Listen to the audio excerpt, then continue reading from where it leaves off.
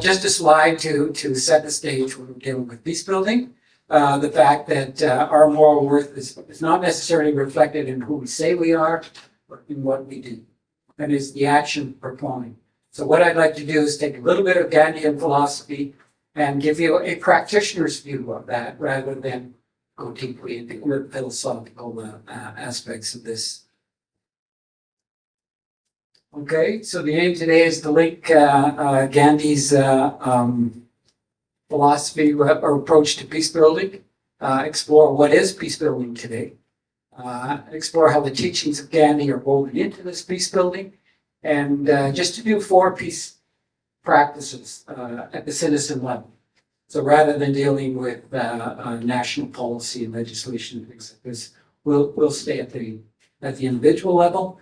And the 4 that I've selected are issues of purpose and meaning, regards to peace, nonviolent communication, ethical decision-making, and resiliency.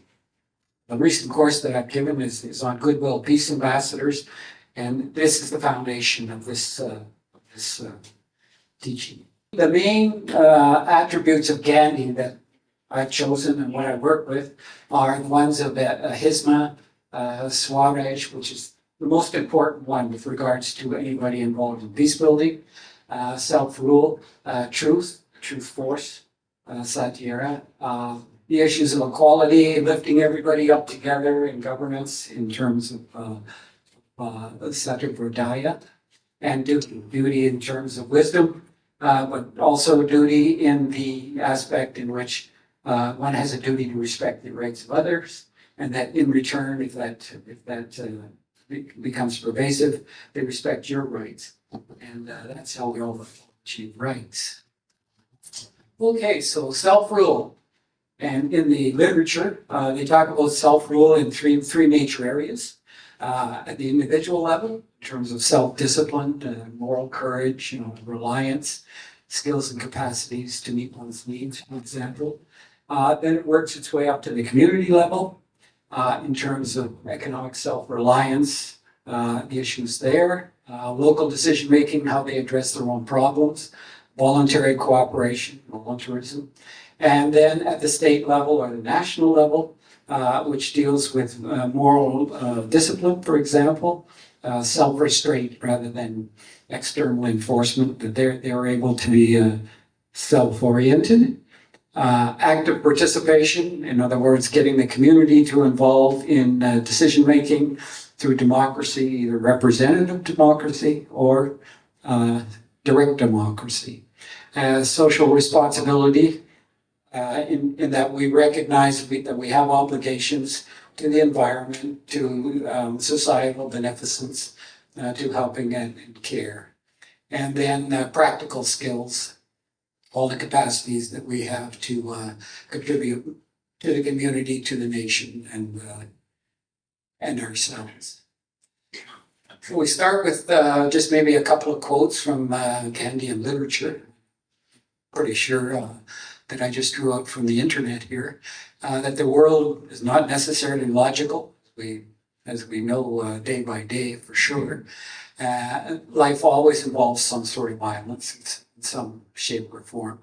But even though we may not be able to control what happens to us in many ways, we can 100% control how we respond to it. And that is the key. We can either respond in depression or anger or whatever, or we can go to compassion and kindness and respect. So we always have that choice, regardless of what happens. So strength doesn't necessarily come from physical capacity, but there's the element of the will in there, in which you can contribute. So Gandhian philosophy, as we all know, and I'm sure we all know, is rooted in nonviolence. And that's an extremely active force. Even if you're a minority one, another thing about Gandhian philosophy is the issue of truth. The truth is the truth, regardless of whether you're a minority or in the majority. It still remains the truth, and that has a certain force. So each one has to find peace from within.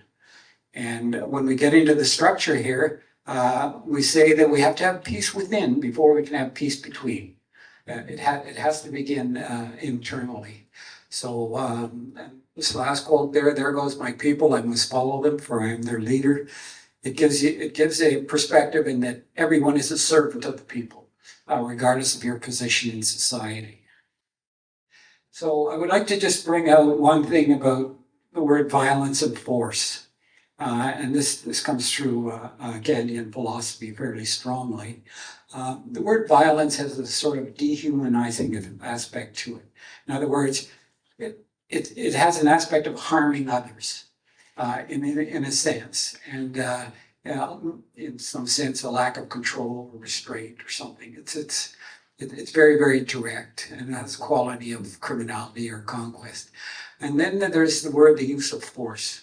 And the word force, for example, as in, for example, the police in Canada, they can only use force to the extent that whatever is going on comes under control.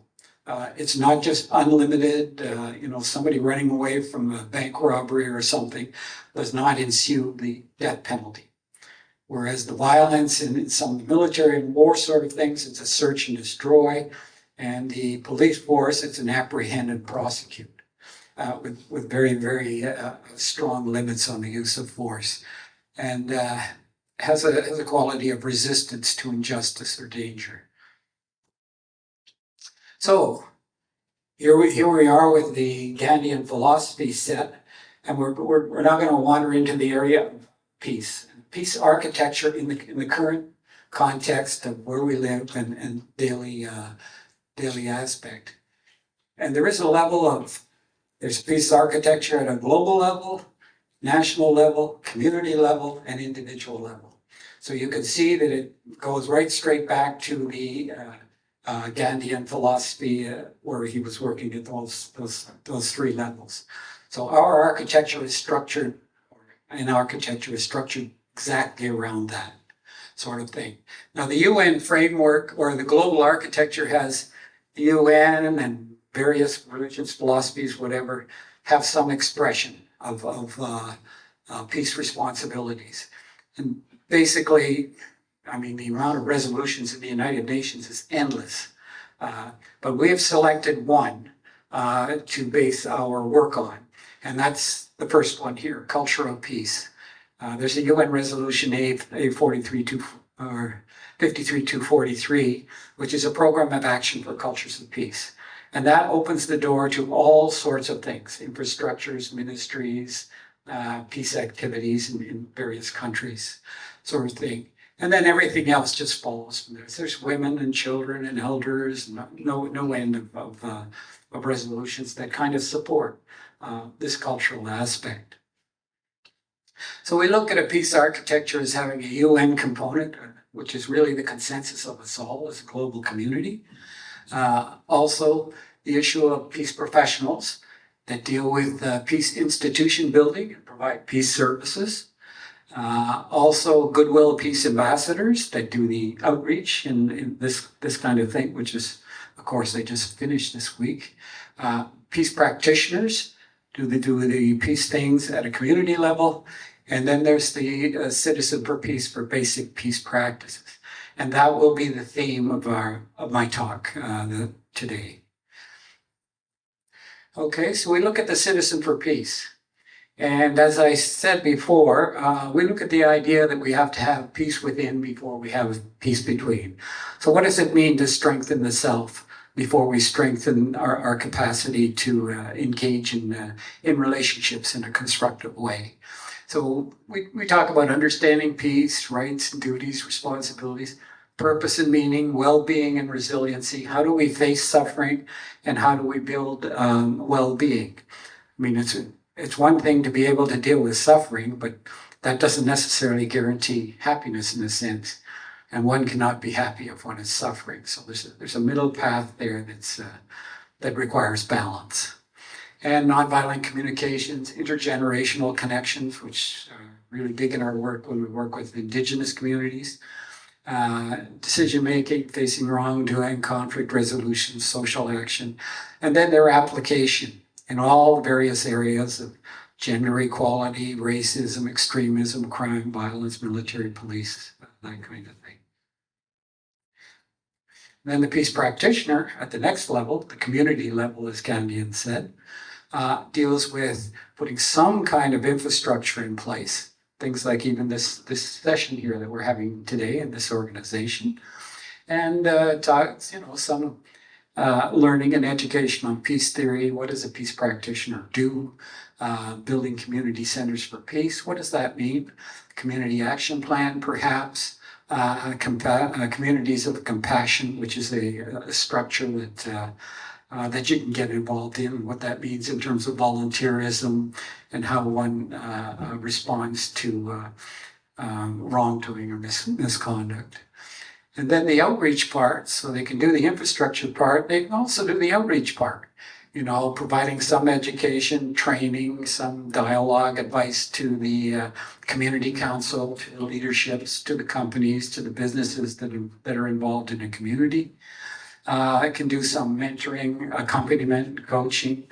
We like the term accompaniment because we believe that I'm working in Africa and Zambia, and you don't come to some of these communities with a power imbalance.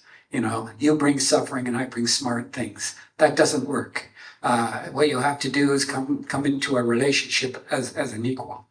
So what I am here to do is share what I know, and I'm also here to learn from you, and we have a shared interest in peace or whatever the subject is, and we go forth in that domain.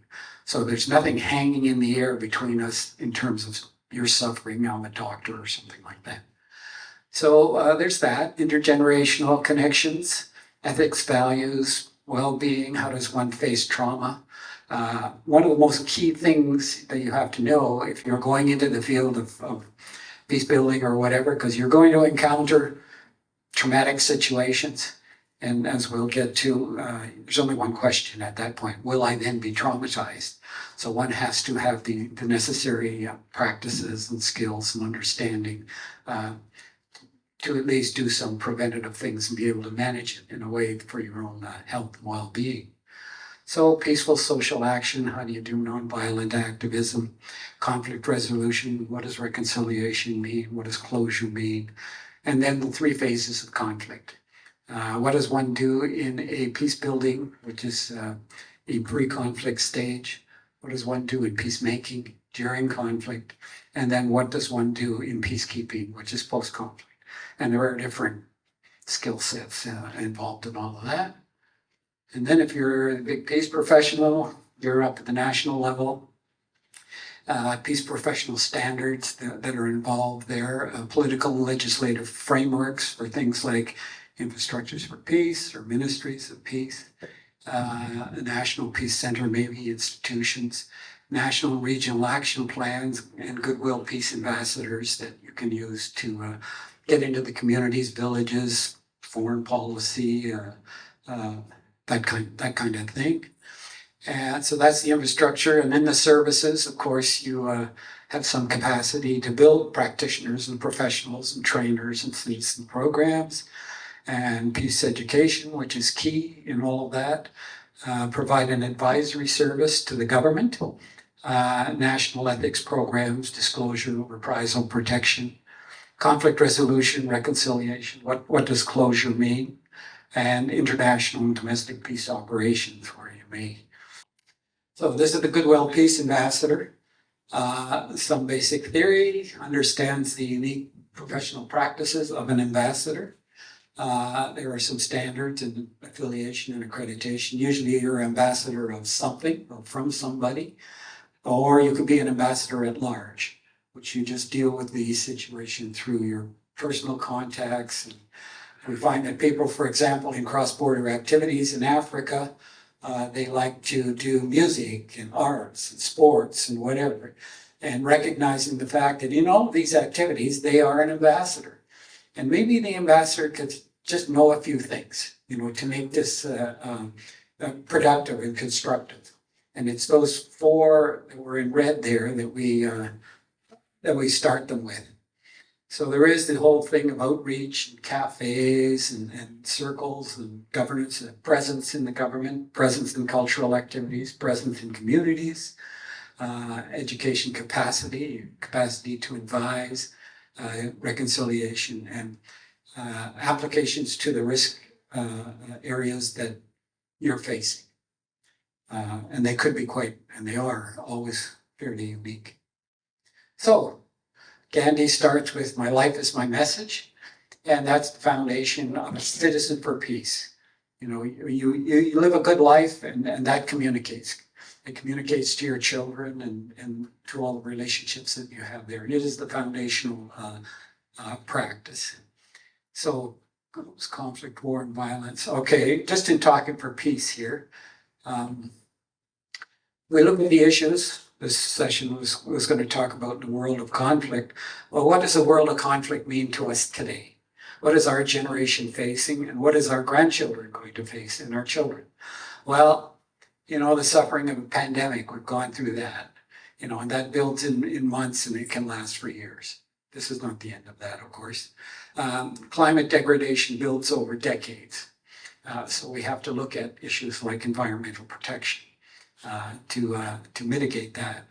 And armed conflict, of course, or nuclear war, whatever, all this can happen in minutes.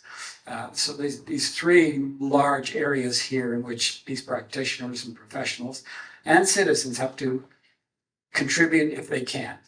The saying is, I may be one, but only one, but I will not refuse to do what one can do. And so sometimes it's just exercising voice, writing a letter to Prime Minister or whatever. Okay? So the elements of peace, basically, here you're going to get Peace 101 in one slide. There's negative and positive peace. That's how one defines peace. Negative peace is the cessation of violence and conflict. Positive peace is the building of well-being, dignity, prosperity, or whatever. So you've got to have both. You deal with peace in terms of relational or transactional outcomes. Transactional outcome is like a ceasefire. But it doesn't mean you're going to like each other and be at peace. There's also the domain of the relational outcomes. The Zulu method for peacekeeping or dealing with this is two villages are having a problem, and they get together for 2 weeks. So the first week and a half, they bring their kids and families and whatever, and the object is to see each other as people, not as enemies or things like that. So you do all that, and then you solve the problem in 2 days. Once you see people as human beings, one is more reticent to harming people that one sees in that domain. Causes and conditions for peace, there's a whole bunch of those. The basic one is readiness and willingness. You're not going to get peace until people are ready and willing.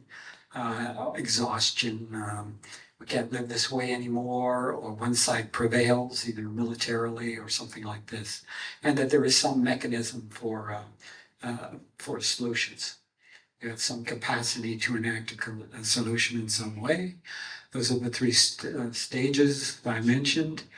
Mimetic structures of peace. Do we all know what mimetic structures are? Yes.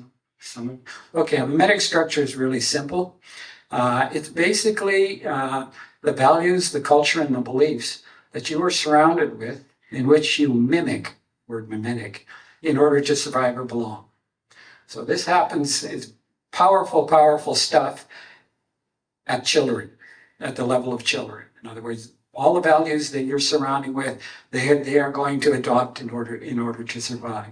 And therefore, sometimes you get mimetic structures of blessing, which are really good, and sometimes of violence, hatred, racism, that kind of thing.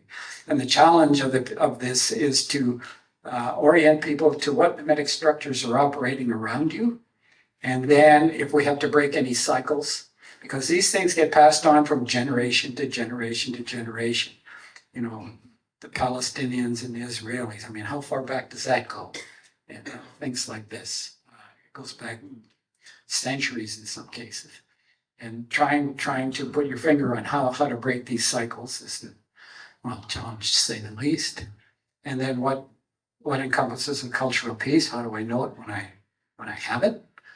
And of course, trauma and victim care. Okay, these are some of the conditions for peace, which I've already talked about. Readiness and willingness, exhaustion, the existence of some governance capacity to deliver change, and some solutions that have a reasonable prospect of success for peaceful coexistence. So no matter what happens between the Israelis and the Palestinians, they got to live together. They're going to live together in the future, and that has to mean something relationally rather than transactionally, or you just have the seeds of the next conflict. So just to talk about war for a minute. We have the laws of armed conflict, and we have international humanitarian law. And the laws of armed conflict have been going on for 3,000 years, and it's basically a body of knowledge. And they talk about the defining the right to use force. In other words, just cause and therefore. And one of the problems with this, of course, is with just cause, you can invoke the death penalty. So you're way out in left field right from the beginning. So there's an authority and an intention, a proportionality. It's got to be the last resort, a reasonable prospect of success, and the aim has to be peace. We can see that this gets corrupted really, really fast. And then the other part is defining how you can use force. You have to limit weapons. There's certain weapons you can't use. They cause necessary harm, prohibits of tortures and things like that. And the lastly is the non-combatant immunity and protection. In other words, you're not allowed to harm civilians and non-combatants, and you must take every reasonable precaution to avoid that. Now, the problem with this is when it hits peace operations.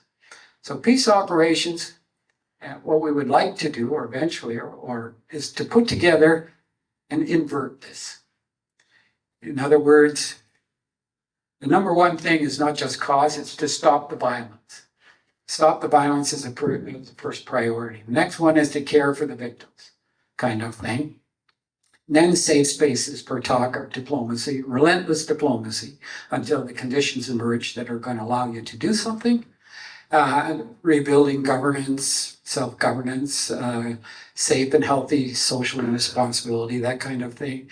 Reconstruction of economies. And then finally, you get down to reconciliation and justice, which is where the laws of armed conflict started at. Purpose and meaning. I guess when you get to start, you sort of wonder why is this kind of important? Well, this is the within. It's about discovering your vision of existence as a person to start with. One has to have a peace orientation if you're going to hope for any sort of advancement in peace.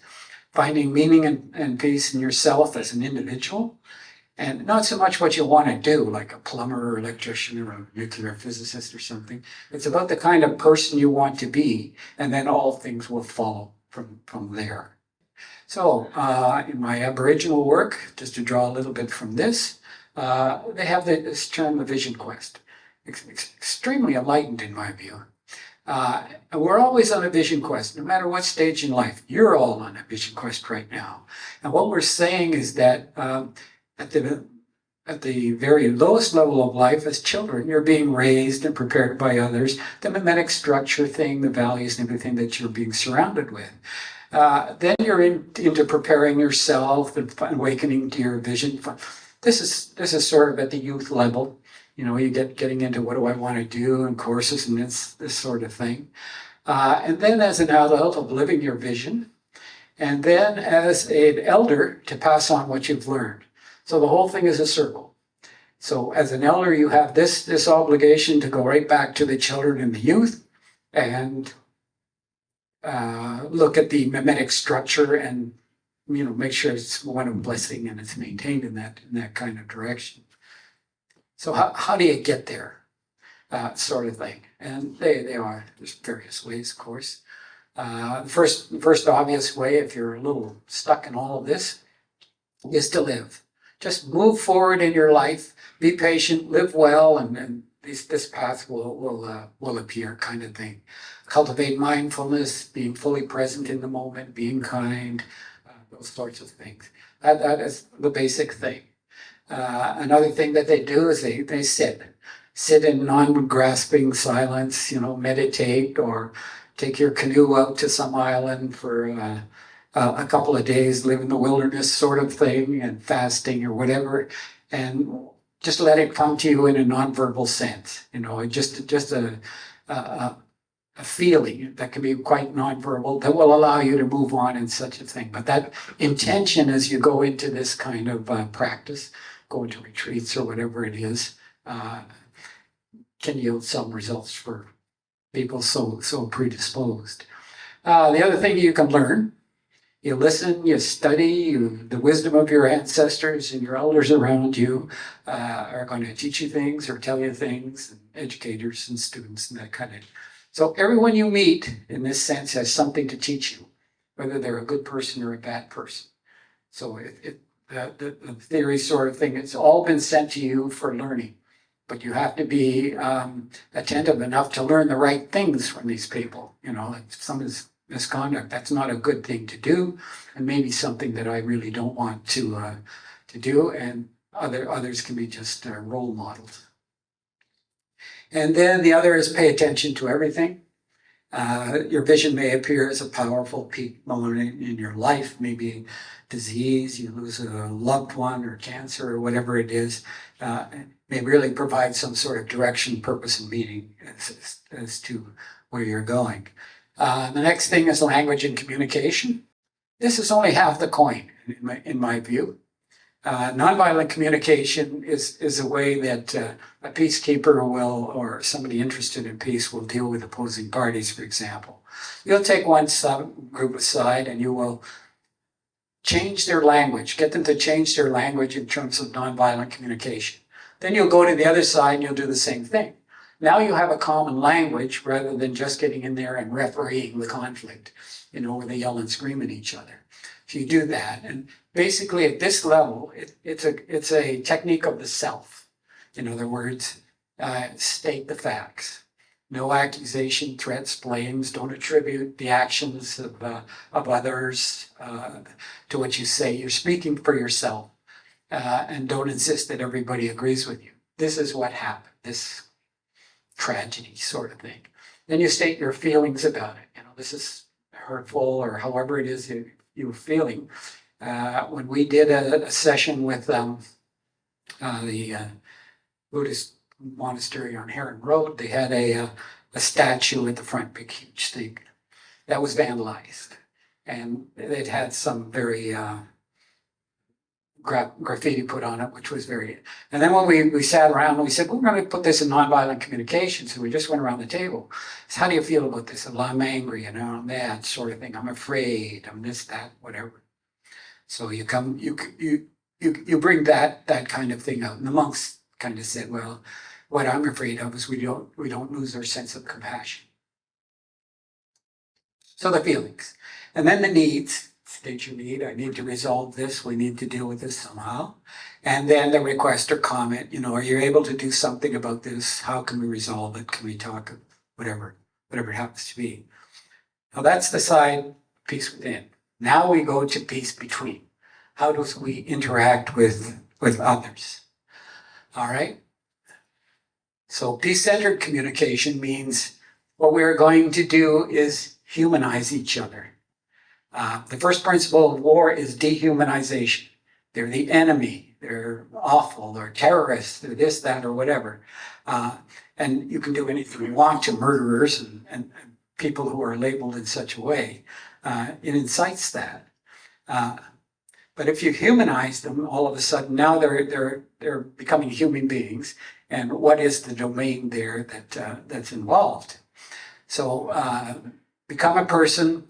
You know, I like hockey or football or kids and all that kind of stuff. Introduce them to each other. So it's the relational aspect before you get to the transactional aspect. Spend some time in that domain. Walk around, go for hikes, whatever. The next thing is sympathetic understanding. You know, you're gonna get to know each other as human beings. Listen to their views. This is how I understand your feeling. The next thing is intention. What intention are we going to have with regards to this? I'm going to relate in a manner that's response-based, not goal-based. A goal-based approach means I want to eradicate crime. Well, good luck, kind of thing. But a response-based approach is something like, I'm going to get up each day, the police are going to do the thing, the courts are going to do the things, I'm going to do the things. And that has a measure of success. So on one side you fail, on the other side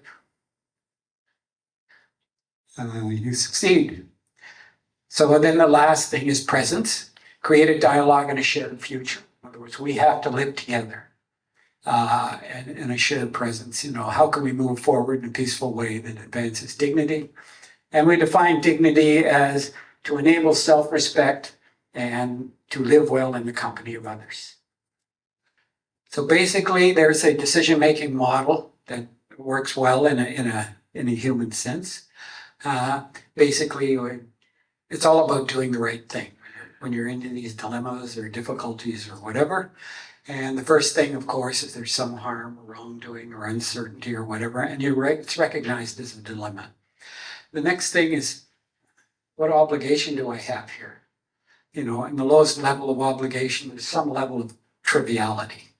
In other words, in terms of wrongdoing, I'm not going to get a ticket if I go 5 kilometers over the speed limit, because if they started doing that, they overload the courts.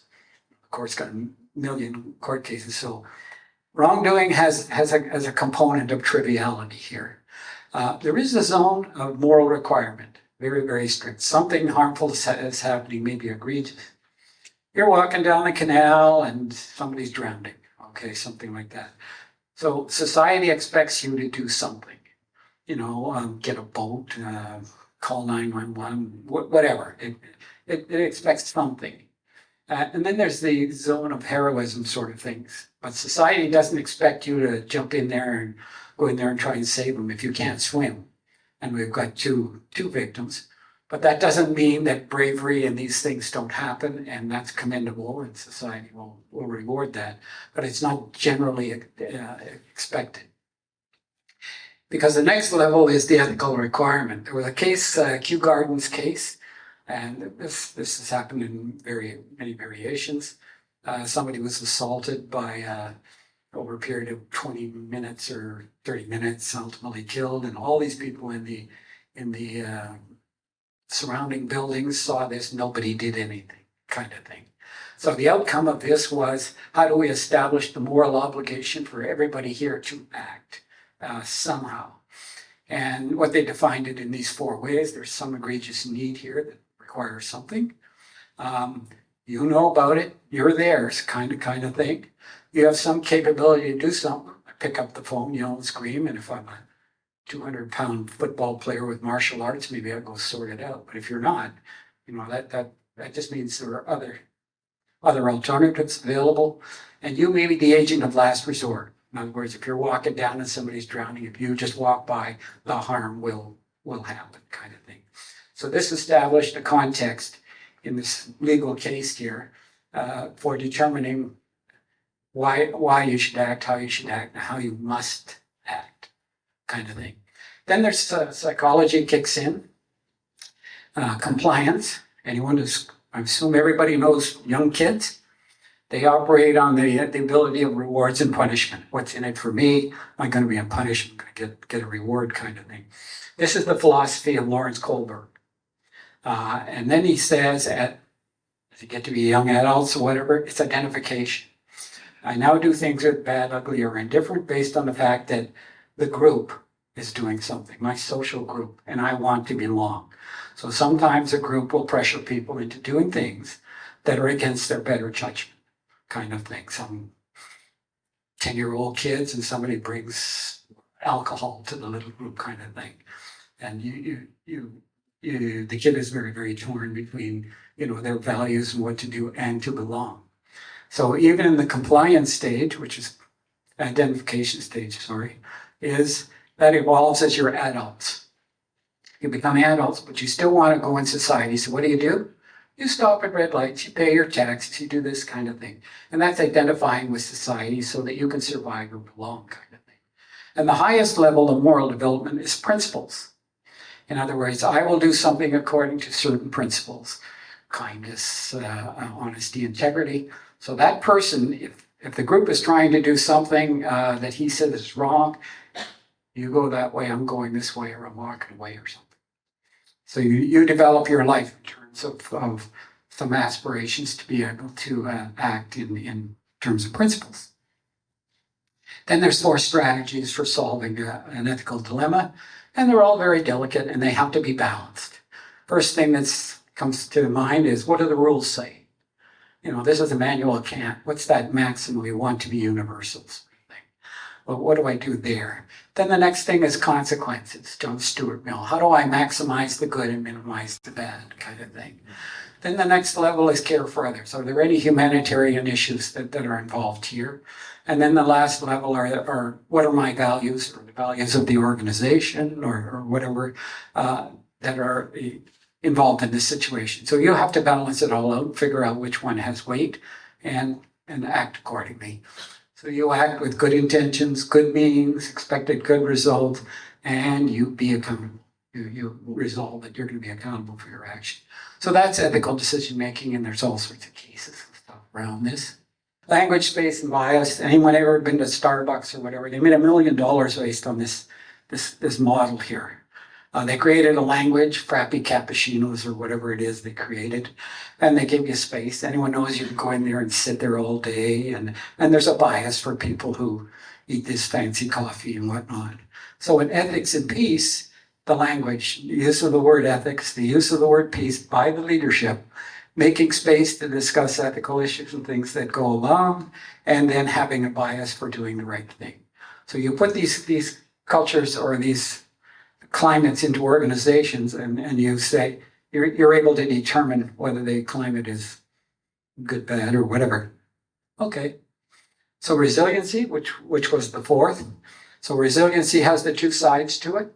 It has the well-being side, and it has the trauma suffering side, sort of thing. The practice of well-being, of course, is the worldview that you have. We all know that there's 3 laws that you can't get away from. Everything's impermanent. It's going to pass. Everything is imperfect, and most of it is not self. If you can get around that, then you start to find a place. So if we know that, there's the practice of hope. Now, hope is not about getting chocolate or something like that.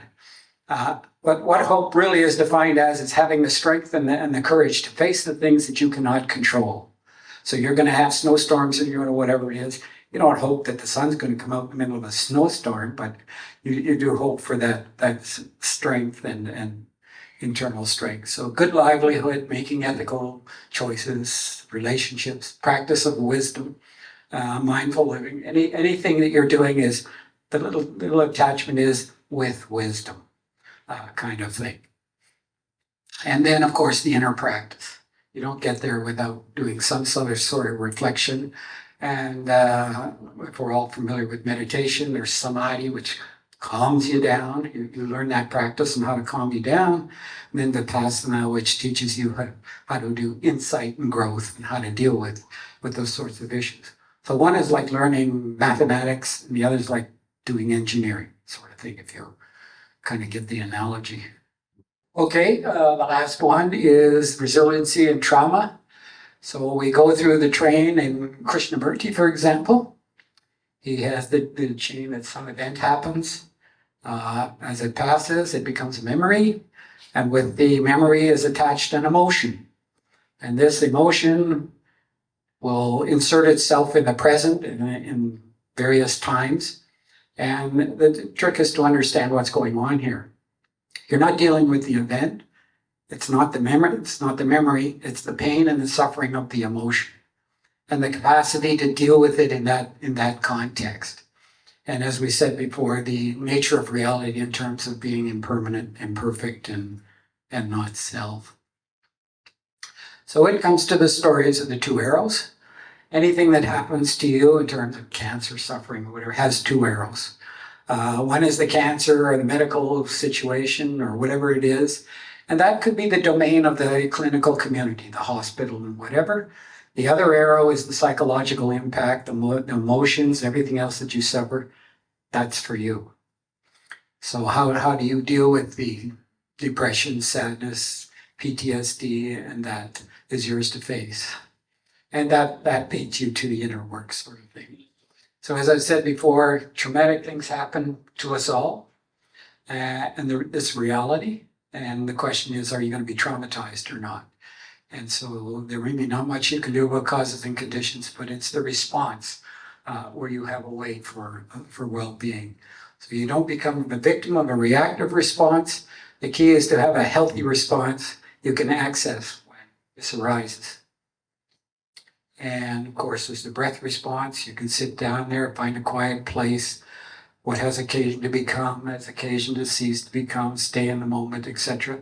Let the emotional content go by. Find yourself what to do before you can have the considered response, which is more healthy.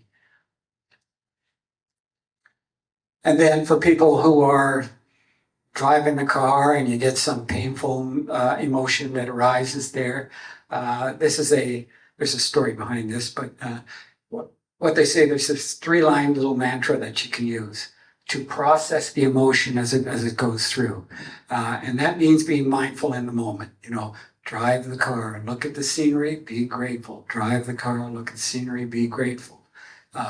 Eat your sandwich, notice the sunshine, be grateful. So all you're trying to do is put this loop in place while the emotion, which you can't hold forever, it's going to pass at some point in the impermanence state.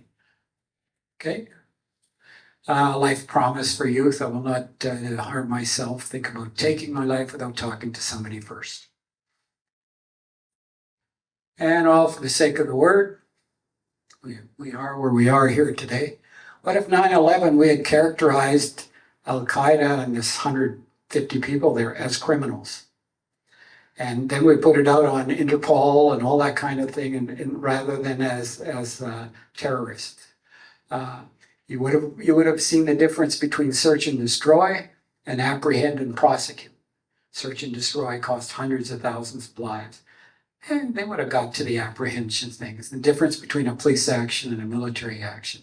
And what difference would that have made to us today? Okay, so we can't all do the great things, but we can do the small things. And thank you all. We are the times, such as we are, such are the times, which means who we are is going to create our world.